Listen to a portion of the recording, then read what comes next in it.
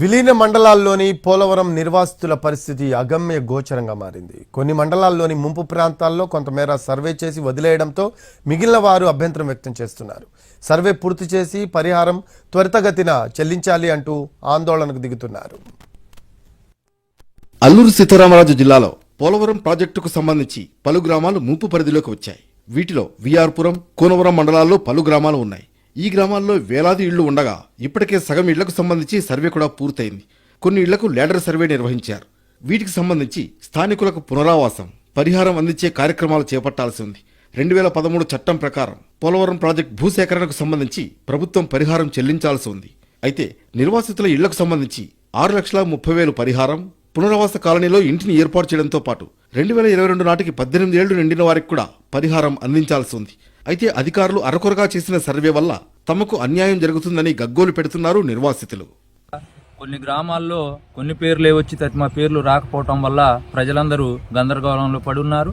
మేమేం అడుగుతున్నామంటే ఈ 2022 గోదావరి వరదల్లో ముంపునకు గురైనటువంటి గ్రామాలన్నింటినీ కూడా ప్రయారిటీగా తీసుకొని గ్రామాల్లో గ్రామ సభలు ఏర్పాటు చేసి అన్ని లెక్కలతో సహా లిస్టులను కూడా బహిరంగంగా ప్రకటించేటట్లయితే ప్రజలకు న్యాయం జరిగే అవకాశం ఉంటుంది. కాబట్టి ప్రభుత్వాధికారులు ఆ రకంగా చేయాలని చెప్పేసి మేము డిమాండ్ చేస్తాం.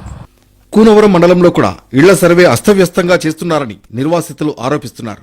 కూనవరం మండలంలోని కొన్ని గ్రామాలు శబరి, గోదావరి నదులకు ఆనుకుని ఉన్నాయి. ప్రతి సంవత్సరం ఆగస్టులో వచ్చే వరదలకు కూనవరం, టేకులబోరు, కొండరాజుపేట, శబరి, కొత్తగూడెం గ్రామాలు పూర్తిగా మునిగిపోతూ ఉండడంతో ఆ గ్రామాలను 41.15 కాంటూరులో చేర్చి పరిహారం ఇవ్వాలని ప్రభుత్వం నిర్ణయించింది. ఇందుకు గాను గతేడాది పిఆర్ మరియు ఆర్ఎండ్బి శాఖకు సంబంధించిన అధికారులతో ఇళ్ల సర్వే నిర్వహించడం జరిగింది. కాగా గత ఏడాది చేసిన సర్వే కనిపించడం లేదని ఇటీవల రెండోసారి మళ్లీ సుమారు 2,000 ఇళ్లకు అధికారులు సర్వే నిర్వహించారు. దీంతో ఇక్కడి నిర్వాసితుల్లో గందరగోళం నెలకొంది. బీసీ కాలనీకి ఇంతవరకు కూడా మరి ఎటువంటి నోటిఫికేషన్ ఇవ్వటం జరగలేదు, ఎటువంటి స్ట్రక్చర్ వాల్యూ ఇవ్వటం జరగలేదు. మరి ముంపులో మేము కూడా మరి ఐఎస్పీ వాళ్ళు ఏదైతే కంపెనీ వాళ్ళు ఇచ్చారో మరి ముంపులో మేము కూడా భాగమై ఉన్నాము. మరి అదే క్రమంలో చూసినట్లయితే ఈ యొక్క బీసీ కాలంలో ఉన్నటువంటి 200 ఫ్యామిలీస్ ఏవైతే ఉన్నాయో ఆ 200 ఫ్యామిలీస్లో కూడా మరి గత కొన్ని రోజుల క్రితము ఒక ల్యాడర్ సర్వే అనేది ఉందని ఒక 111 ఇళ్లకు ఉన్నట్టుగా మరి 98 ఇళ్లకు లేనట్టుగా ఇందులో మళ్ళీ మమ్మల్ని చీల్చి మా గ్రామానికి ఎంతో మనోవేదన గురవుతుందండి. ప్రభుత్వం పోలవరం ప్రాజెక్టు పునరావాసం, నిర్వాసితులకు చెల్లించాల్సిన పరిహారం గురించి ఆలోచించడం లేదని ఆరోపణలు వినిపిస్తున్నాయి. కొన్ని చోట్ల ఏర్పాటు చేసిన పునరావాస కాలనీల్లో కనీస సదుపాయాలు కరువు అవడంతో వాటిలో నివాసం ఉంటున్న నిర్వాసితులు బయట ప్రాంతాలకు వెళ్లాల్సిన పరిస్థితి ఏర్పడుతోంది. 32 గ్రామాలు చేర్చామని చెప్పి చెప్పడం, ఆ 32 గ్రామాల్లో కూడా చేసిన సర్వేల యొక్క రిపోర్ట్లు కూడా ఇవాళ అధికారుల దగ్గర లేకపోవడం అనేది సిగ్గుసేటు. ఎందుకంటే గతంలో ఒకసారి కునవరం గ్రామం కానీ ఈ విఆర్పురం మండలం కొన్ని గ్రామాలు కానీ అన్ని సర్వేలు చేసి ఆ సర్వేల రిపోర్ట్లు కూడా భద్రపరచకుండా ఎక్కడో పడేసిన పరిస్థితి ఈరోజు మాకు కనబడతా ఉంది. స్వయాన పిఓ గారే అంటా ఉన్నారు ఇంతకుముందు రిపోర్ట్లు మొత్తం కూడా భద్రంగా లేవని చెప్పేసి.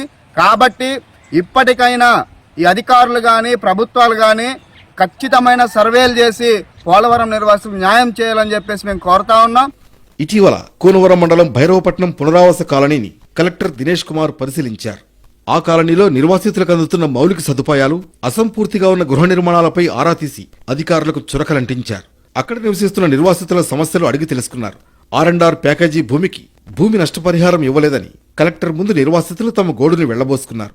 ఇప్పటికైనా ప్రభుత్వం తమ గోడు ఆలకించి న్యాయం చేయాలని పోలవరం నిర్వాసితులు వేడుకుంటున్నారు.